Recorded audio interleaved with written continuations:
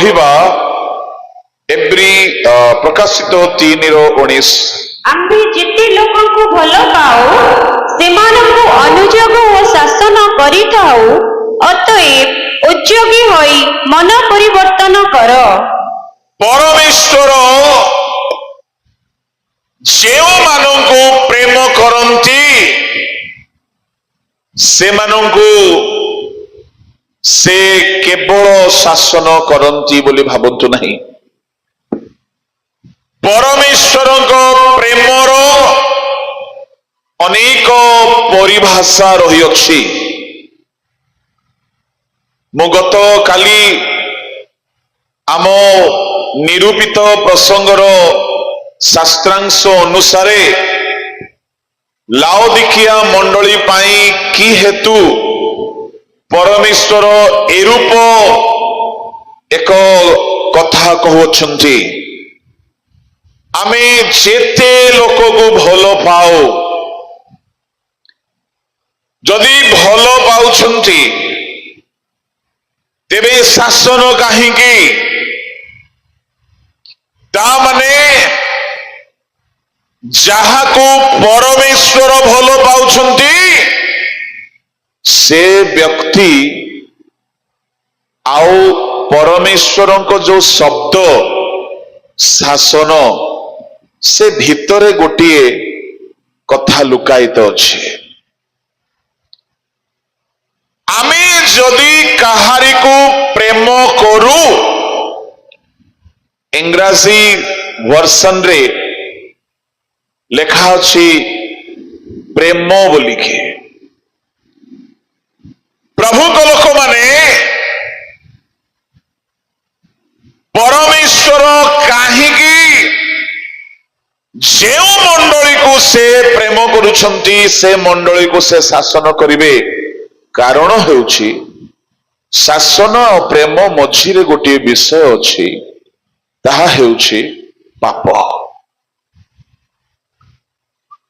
परमेश्वर जदि आमको प्रेम करुछंती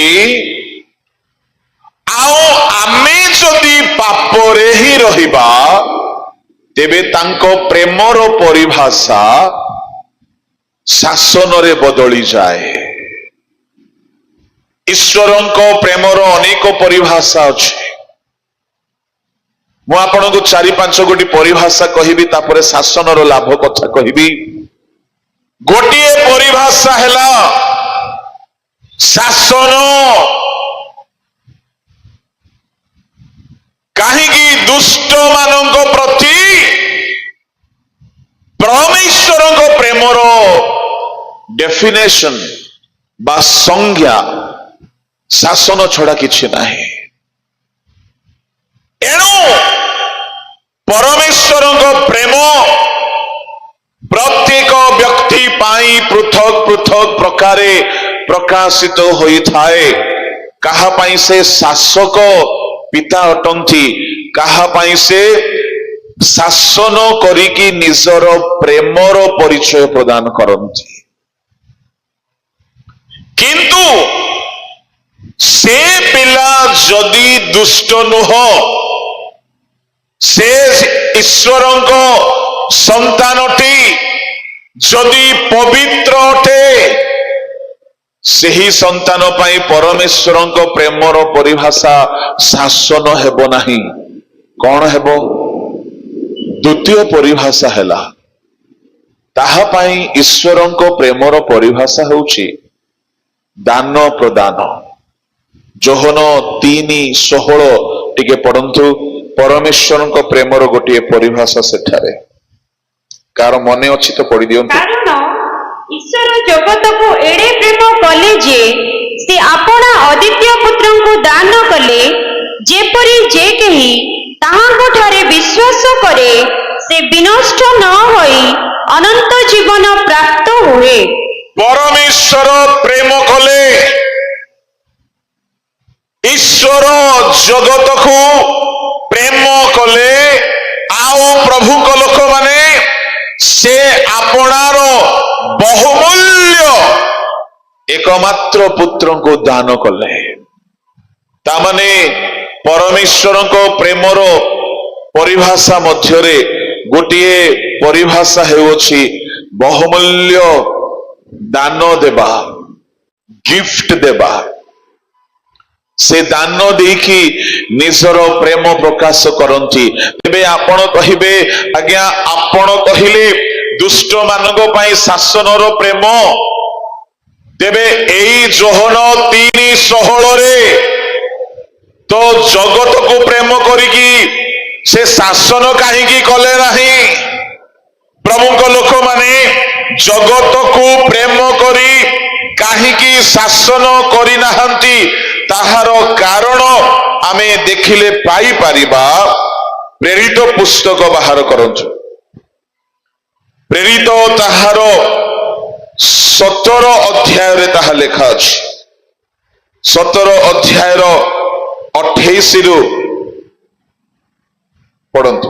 କାରଣ ତାହାଙ୍କ ଠାରେ ଆମ୍ଭମାନଙ୍କର ଅସ୍ଥି, ଗତି ଓ ସ୍ଥିତି ଯେପରି ଆପଣମାନଙ୍କର ନିଜ କବିମାନଙ୍କ ମଧ୍ୟରୁ ସୁଦ୍ଧା କେତେକ କହିଅଛନ୍ତି, କାରଣ ଆମ୍ଭେମାନେ ମଧ୍ୟ ତାହାଙ୍କ ବଂଶ। ଆମ୍ଭେମାନେ ମଧ୍ୟ ତାହାଙ୍କର ବଂଶ। ତାପରେ 29-30 ତେବେ ଆମ୍ଭେମାନେ ଈଶ୍ୱରଙ୍କର ବଂଶ ହେବାରୁ ଈଶ୍ୱରଙ୍କ ସ୍ୱରୂପ ମନୁଷ୍ୟର ଶିଳ୍ପ ଓ କଳ୍ପନା ଅନୁସାରେ ଖଦିତ ସ୍ୱର୍ଣ୍ଣ କି ରୌପ୍ୟ କି ପ୍ରସ୍ତର ତୁଲ୍ୟ ଜ୍ଞାନ କରିବା ଆମ୍ଭମାନଙ୍କର ଉଚିତ ନୁହେଁ। ଈଶ୍ୱର ସେହି ଅଜ୍ଞାନତାର କାଳ ଅପେକ୍ଷା କରିଅଛନ୍ତି ସତ୍ୟ, କିନ୍ତୁ ଏବେ ସେ ସର୍ବତ୍ର ସମସ୍ତ ମନୁଷ୍ୟଙ୍କୁ ମନ ପରିବର୍ତ୍ତନ କରିବା ନିମନ୍ତେ ଜଣାନ୍ତି। ଗୋଟିଏ ସମୟ ଥିଲା, ସେଇ ସମୟକୁ ପ୍ରଭୁ ନାମ ଦେଉଛନ୍ତି ଅଜ୍ଞାନତାର ସମୟ। ପ୍ରଭୁଙ୍କ ଲୋକମାନେ ସମଗ୍ର ଜଗତ ନିବାସୀ ଅଜ୍ଞାନତାର ସହିତ ପାପ କରୁଥିବା ବେଳେ ପରମେଶ୍ୱର ଆପଣାର ଏକମାତ୍ର ପୁତ୍ରଙ୍କୁ ଜଗତକୁ ଦାନ କଲେ। ଯଦି କେହି ଅଜ୍ଞାନ ଭାବରେ, ଧ୍ୟାନ ଦେବେ, ଅସ୍ତବ୍ୟସ୍ତ ଆମେ ହେବା ନାହିଁ। ଯେହେତୁ ପ୍ରଭୁ ବହୁତ କନ୍ଧମାଳ ସିକୁ ଏମିତି ଦୟା କରିଛନ୍ତି କି ବର୍ଷା ହେଲେ ମଧ୍ୟ ଆପଣ ଭିଜିବେ ନାହିଁ, ବାକ୍ୟ ଶୁଣିପାରିବେ। ପକ୍କା ଟେଣ୍ଟର ଆରେଞ୍ଜମେଣ୍ଟ ହେଇଛି। ଆଉ ସେ ବର୍ଷା ଦିଦି ଆସିବ ଯିବ, ଆଉ ମେଘ ଭାଇନା ଗର୍ଜନ କରିବ, କିନ୍ତୁ ଆପଣ ଭାଇ ଭଉଣୀ ମାନେ ପ୍ରଭୁଙ୍କ ବାକ୍ୟରେ ଆମୋଦ ପ୍ରମୋଦ କରନ୍ତୁ। ବୋଲୋ ୟୀଶୁ ମସିହ କି ଜୋରେ କହିବା ହାଲେଲୁୟା, ହାଲେଲୁୟା। ଆଉ ଟିକେ ଜୋରେ ହାଲେଲୁୟା। ଈଶ୍ୱର ଜଗତକୁ ପ୍ରେମ କଲେ, ପ୍ରେମ କରିକି ଶାସନ ଆରମ୍ଭ କରିନାହାନ୍ତି। କାହିଁକି? ଯେହେତୁ ଜଗତ ଅଜ୍ଞାନତାର ସହିତ ପାପ କରୁଥିଲା। ଏଣୁ ଯଦି କେହି ଅଜ୍ଞାନତାରେ ପାପ କରିଅଛି, ତାକୁ ପରମେଶ୍ୱର ଶାସନ କରନ୍ତି ନାହିଁ। ମୁଁ ଆପଣଙ୍କୁ କହିବା ପାଇଁ ଚାହେଁ, ଆମେ ଏଠାରେ ଯଦି କେହି ଅଜ୍ଞାନତାରେ କୌଣସି ପାପ କରିଦେଇଥିଲୁ, ପ୍ରଭୁଙ୍କ ଲୋକମାନେ ଅଜ୍ଞାନର ପାପର ଦଣ୍ଡ ପ୍ରଭୁ ଦିଅନ୍ତି ନାହିଁ। ମନେ ରଖିବେ, ଯଦି କେହି ବି ଅଜାଣତରେ ଅଜ୍ଞାନରେ ଭୁଲ କରିଦିଏ, ତାହାର ସେଇ ଭୁଲକୁ ପରମେଶ୍ୱର ଅଜ୍ଞ ବ୍ୟକ୍ତି ବୋଲି, ଅଜଣା ବ୍ୟକ୍ତି ବୋଲି, ସେ ଅଜ୍ଞାନୀ ବୋଲି ପରମେଶ୍ୱର ଅଜ୍ଞାନର କାଳକୁ ଧରନ୍ତି ନାହିଁ। ସେଇ ପାପକୁ ସେ ଧରନ୍ତି ନାହିଁ, ସେଇ ଅଜ୍ଞାନର ପାପ କର୍ମକୁ ଉପେକ୍ଷା କରନ୍ତି। ଆଚ୍ଛା, ତାହେଲେ କେହି କେହି ଭାବୁଥିବେ, ଯାହା ହଉ ଗୋଟିଏ ଭଲ କଥା, ଅଜ୍ଞାନରେ ଯଦି ପାପ ହେଇଗଲେ ପ୍ରଭୁ ଆମକୁ ଦଣ୍ଡ ଦେବେ ନାହିଁ। ଶୁଣନ୍ତୁ, ଏଠାରେ କିଏ ଅଛନ୍ତି ଆଜ୍ଞା ଅଜ୍ଞାନୀ? ଆମେ ତ ପାପ ସମ୍ବନ୍ଧୀୟ ଜ୍ଞାନରେ ସବୁ PhD କରିଛୁ, ସ୍କଲାର ଗୁଡାକଠୁ। କାହାକୁ ମିଛ କହିବାର ଜ୍ଞାନ ନାହିଁ କୁହ ତ? କାହାକୁ ଲୋଭ କରିବାର ନଲେଜ ନାହିଁ? କାହାକୁ ରାଗିବାର ଜଣା ନାହିଁ କୁହନ୍ତୁ, କାହାକୁ ଅଭିଳାଷର ଧାରଣା ନାହିଁ, କାହାକୁ ବ୍ୟଭିଚାର ପାପର ଜ୍ଞାନ ନାହିଁ। କିଏ ସେ ପାପର ଜ୍ଞାନ ହିଁ ରଖିନାହାନ୍ତି, କିଏ ସେ ଅଜ୍ଞାନୀ? ପ୍ରଭୁଙ୍କ ଲୋକମାନେ, ହଁ ସେଇପରି ଜଳେ ଲୋକ ଅଛନ୍ତି ଯେଉଁମାନେ ପାପ କରିବା ଯେ ଭୁଲ ଅଟେ ଏହା ଜାଣିନାହାନ୍ତି, ଯେଉଁମାନେ ଯୀଶୁଙ୍କ ଶାସ୍ତ୍ରକୁ ପଢି ନାହାନ୍ତି, ଯେଉଁମାନେ ବାକ୍ୟକୁ ଜାଣିନାହାନ୍ତି, ଯେଉଁମାନେ ଅଣ ଖ୍ରୀଷ୍ଟିଆନ ଜୀବନ ଯାପନ କରୁଛନ୍ତି, ଯୀଶୁ ଯେ ପାପକୁ ଘୃଣା କରନ୍ତି, ପ୍ରଭୁ ସେ ପବିତ୍ର ଅଟନ୍ତି, ଆଉ ସେମାନେ ନିଜ ନିଜର ନାସ୍ତିକବାଦ ମତାନୁସାରେ, ନିଜ ନିଜର ପାଖଣ୍ଡ ନୀତି ଅନୁସାରେ ସେମାନେ ଶାସ୍ତ୍ରକୁ ଜାଣିନାହାନ୍ତି, ବାକ୍ୟକୁ ଜାଣିନାହାନ୍ତି, ଯୀଶୁକୁ ଜାଣିନାହାନ୍ତି। ସେମାନେ କାଷ୍ଠ ପ୍ରତିମା ବା ଗଛ ପତ୍ରର ସେମାନେ ଭକ୍ତ ହୋଇଛନ୍ତି। ସେ ଯେ କୌଣସି ହେଉନ୍ତୁ ନା କାହିଁକି, ମୁଁ ଆପଣଙ୍କୁ କହିବା ପାଇଁ ଚାହେଁ, ଯଦି କେହି ଜାଣିନାହିଁ କି এই পাপ করিবা দ্বারা পরমেশ্বর ক্রোধ করନ୍ତି, দণ্ড দিଅନ୍ତି, পরমেশ্বর শাসন କରନ୍ତି, ଯଦି ସେମାନେ ଅଜ୍ଞାନତାରେ ପାପ କରୁଛନ୍ତି, ଶୁଣନ୍ତୁ, ସେମାନଙ୍କ ପାଇଁ ପ୍ରଭୁଙ୍କ ପ୍ରେମ ଦଣ୍ଡ ସହିତ ପ୍ରକାଶିତ ହେବ ନାହିଁ। ସେମାନଙ୍କ ପାଇଁ ପ୍ରଭୁଙ୍କ ପ୍ରେମ ଦାନ ସହିତ, ଅତୁଳନୀୟ ଦାନ ସହିତ। ଏଣୁ ଅଣ ଖ୍ରୀଷ୍ଟିଆନ, ଅଣ ଜିହୁଦୀ, ବିଜାତି ମାନଙ୍କ ପାଇଁ ପରମେଶ୍ୱର ସେମାନେ ଚୋରି କରୁଥିଲେ ବି ଦଣ୍ଡ ଦେଉନାହାନ୍ତି, ସେମାନେ ବ୍ୟଭିଚାରୀ ହେଲେ ବି ଦଣ୍ଡ ଦେଉନାହାନ୍ତି, ସେମାନେ ବେଶ୍ୟାଳୟ ଖୋଲିକି ବସିଲେ ବି ଦଣ୍ଡ ଦେଉନାହାନ୍ତି, ସେମାନେ ପାପ କଲେ ବି ଦଣ୍ଡ ଦେଉନାହାନ୍ତି। ଏଣୁ ଚିହ୍ନି ରଖନ୍ତୁ। ଆପଣ ଭାବୁଥିବେ ଆଜ୍ଞା ଆମକୁ କାହିଁକି ଏତେ ଦଣ୍ଡ? ଆରେ ଆପଣ ମାନେ ଅଜ୍ଞାନୀ ନୁହନ୍ତି, ଆପଣ ବାଇବଲ ପଢିଛନ୍ତି, ଆପଣ ଚର୍ଚ୍ଚ ଯାଉଛନ୍ତି, ଆପଣ ମନ ପରିବର୍ତ୍ତନ କରିଛନ୍ତି, ଡୁବନ ନେଇଛନ୍ତି, ବାଇବଲ ଧରିଛନ୍ତି, ଆପଣ ଈଶ୍ୱରଙ୍କର ସନ୍ତାନ ଅଟନ୍ତି। ପର ଘର ପିଲାକୁ ଆପଣ ନିଜ ମା ବାପା, ଆପଣଙ୍କ ମା ବାପା ପର ଘର ପିଲାକୁ ଶାସନ କରିବେ? କେବେ କରିବେ ନାହିଁ। ଏଣୁ ଶୁଣି ରଖନ୍ତୁ, ଯଦି ଜଣେ ଅଣ ଖ୍ରୀଷ୍ଟିଆନ, ଅଣ ବିଶ୍ୱାସୀ, ଆପଣ କହିବେ ଆଜ୍ଞା ବିଶ୍ୱାସୀ ମାନେ ବି ତ ପାପ କରୁଛନ୍ତି। ହଁ, ବିଶ୍ୱାସୀ ମାନଙ୍କ କଥା ହିଁ ପଡିଛି ଏଠାରେ। ଯଦି ଜଣେ ଖ୍ରୀଷ୍ଟିଆନ ହେଇକି ପାପ କରୁଛି ଆଉ ଦଣ୍ଡ ପାଉନାହିଁ, ତାମାନେ ସେ ଖ୍ରୀଷ୍ଟିଆନ ବି ଖ୍ରୀଷ୍ଟିଆନ ନୁହଁ, ସେ ପ୍ରଭୁଙ୍କୁ ଜାଣିନାହିଁ, ବାକ୍ୟ ଜାଣିନାହିଁ, ସତ୍ୟ ଶୁଣିନାହିଁ। ମୁଁ କହିବା ପାଇଁ ଚାହେଁ, ଯଦି କେହି ଅଜ୍ଞାନତାରେ ରହିକି ପାପ କରେ, ପ୍ରଭୁ ସେ ଅଜ୍ଞାନତାର କାଳକୁ ଉପେକ୍ଷା କରନ୍ତି। କିନ୍ତୁ যদি কে সত্য জ্ঞান প্রাপ্ত হেলা পরে পাপ করে, তাহাকু সে ক্ষমা দিয়ନ୍ତି ନାହିଁ, ସେ ଶାସନ କରନ୍ତି। ପଢି ଦିଅନ୍ତୁ 10 ଅଧ୍ୟାୟର 25-26 ପଦ।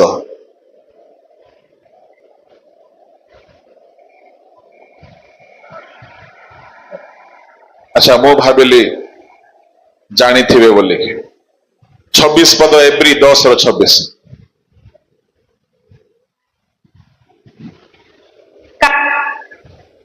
କାରଣ ସତ୍ୟ ଜ୍ଞାନ ଲାଭ କରିବା ପରେ ଯଦି ଆମ୍ଭେମାନେ ସ୍ୱେଚ୍ଛାପୂର୍ବକ ପାପ କରୁଥାଉ, ତେବେ ପାପାତ୍ମକ ବଳି ଆଉ ଅବଶିଷ୍ଟ ନଥାଏ, ବରଂ ବିଚାରର ଏକ ପ୍ରକାର ଭୟଙ୍କର ପ୍ରତୀକ୍ଷା ଓ ବିପକ୍ଷମାନଙ୍କୁ ଗ୍ରାସକାରୀ ଅଗ୍ନିର ପ୍ରଚଣ୍ଡତା ଅବଶିଷ୍ଟ ଥାଏ। ଶୁଣନ୍ତୁ, ଯେତେ ଯୁବା ଯୁବତୀ ଭାଇ ଭଉଣୀ ମାନେ ଅଛନ୍ତି, ଯଦି ଆପଣ ବାକ୍ୟ ଶୁଣିଲା ପରେ, ଆପଣ ଯୀଶୁଙ୍କ ବିଷୟରେ ଜାଣିଲା ପରେ, ଯଦି ଆପଣ ଜାଣିକି ପାପ କରୁଛନ୍ତି, ପରମେଶ୍ୱର ଆପଣଙ୍କୁ ପ୍ରେମ କରୁଥିବା ହେତୁରୁ ଏକ ଭୟଙ୍କର ଦଣ୍ଡ ସେ ଦିଅନ୍ତି।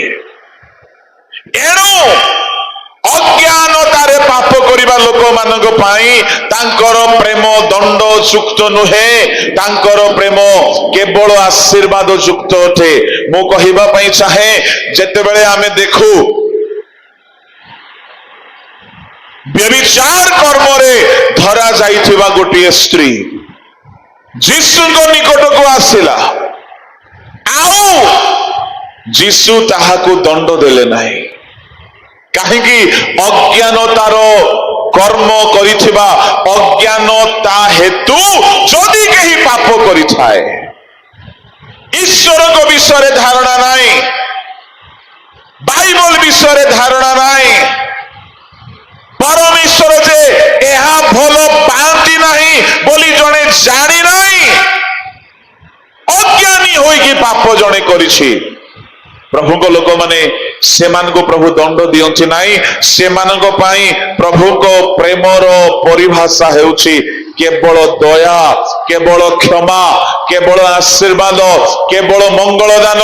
एणु मु कहिबी प्रिय ईश्वर लोक माने आपण केउ दलर अटंती, आपण जीशु को जानिथिबा लोक बा न जानिथिबा लोक, आपण अज्ञानी रे पाप करूछंती, अज्ञान रे ना ज्ञान पाईकी पाप करूछंती।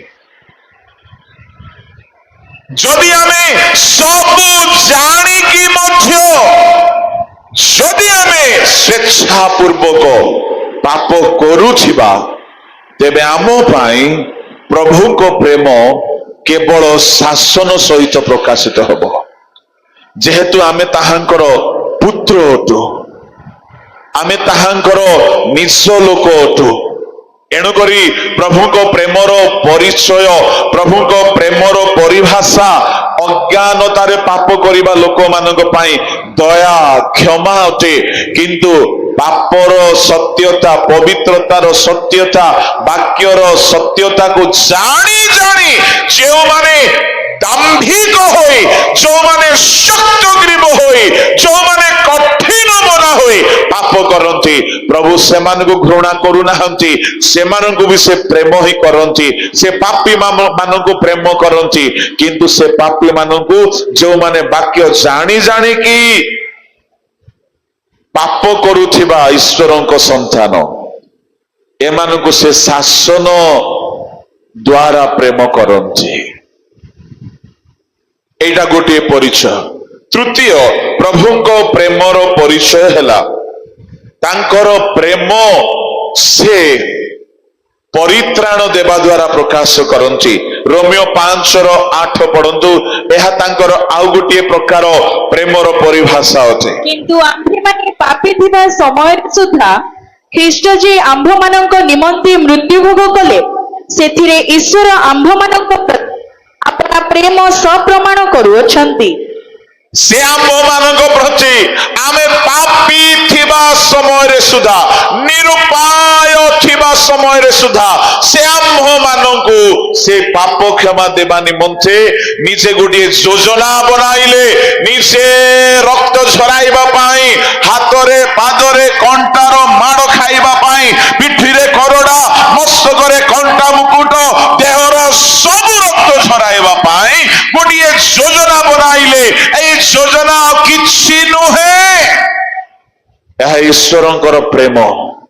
शुणन्तु, आमे कही हेले ताहा मागी नथिलु, से जाचिकी आम पाई बोली क्रूसरे प्राण देले।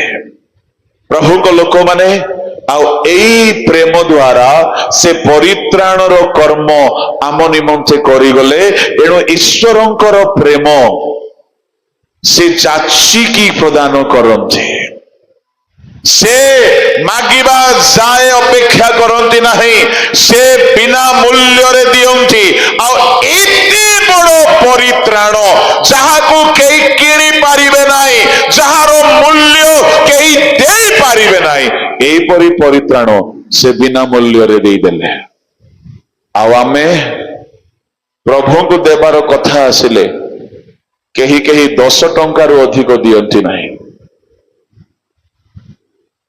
मु आजी भाबुथली बौद्ध कंदमाल सी रे बदान्यर लोक माने निश्चय अछंती बोली एते विराट बड़ आयोजन हेई पारुछे।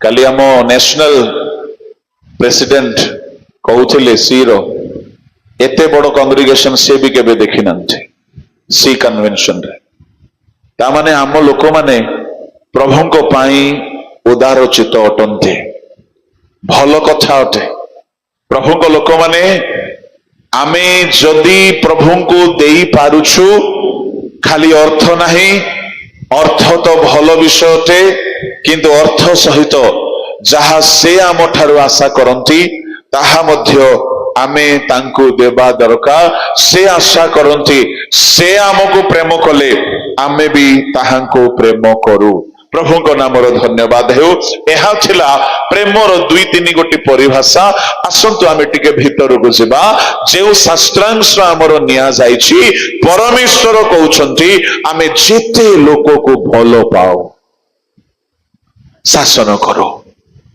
मंडलीर लोक मानकु से शासन करंती काहेकि सेई लाओदिकिया मंडली ईशदुष्म अवस्था रे अछंती शीतल नुहंती कि उष्म नुहंती आउ प्रभु कहउछंती तुमे ईशदुष्म हेबारु आमे तुमको आपना मुखरु उद्गार करिबाकु जाउछु तामाने जो माने आत्मिक भावरे ईशदुष्म अवस्था रे प्रभु से मानंकु उद्गार करिवे आउ से उद्गार मध्यरे ताहांकर शासन मध्य रही अछि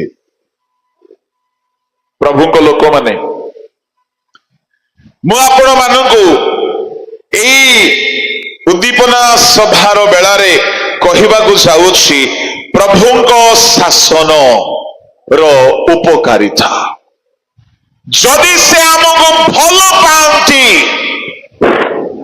आउ से शासन करती से शासन रे से आम जीवन रे चारि गोटी विषय आनिबा पाई शासन करते कौन से चारि गोटी विषय प्रभुंको लोक माने आसंतु देखिबा एप्री पुस्तक बाहर करंतु एप्री पुस्तक ताहार 12 अध्याय ताहार 6 पदरु पढ़ी चलंतु काहेकि प्रभु शासन करंती प्रभुको शासन रो उद्देश्य कोन अटे बड़ ध्यान रो सहित सुनंतु कारण ताहाकु प्रेम करंती ताहाकु शासन करंती पुरी जेउ पुत्र को से ग्रहण करंती ताहाकु प्रहार करंती शासन उद्देश्य रे तो तुमे माने क्लेश सह्य करूअछ ईश्वर तुम मानक सहित पुत्र व्यवहार करूछंती कारण पिता जहाकु शासन न करंती एपरि पुत्र किए अछि किंतु जेउ शासन रे समस्ते सहभागी जदि तुम्भे माने सेथिर अंशी नुह तेबे तुम्भे माने पुत्र न होई जार जो अट आउरी मध्य आंभ मानक शासनकारी आंभ मानक शारीरिक पितृगणଙ୍କୁ आंभे माने समादर कलु तेबे आत्मा मानक पितांकर बरं केते अधिक रूपे वशीभूत होई जीवन प्राप्त न हेबु कारण से माननको जेपरि विहित बोध हैला तदनुसारे से माने अल्प दिन निमंते आंभ माननको शासन कले किंतु आंभे माने जेपरि ताहांक पवित्रतार सहभागी हेउ एथिपाई से आंभ माननको मंगल निमंते शासन करंती शासन वर्तमान आनंदजनक बोध न होई दुखजनक बोध हुए तथापि जो माने तद्वारा शिक्षा प्राप्त होइछंती ताहा परे से मानको शांतिर फलस्वरूप धार्मिकता प्रदान करे बस रही जांतु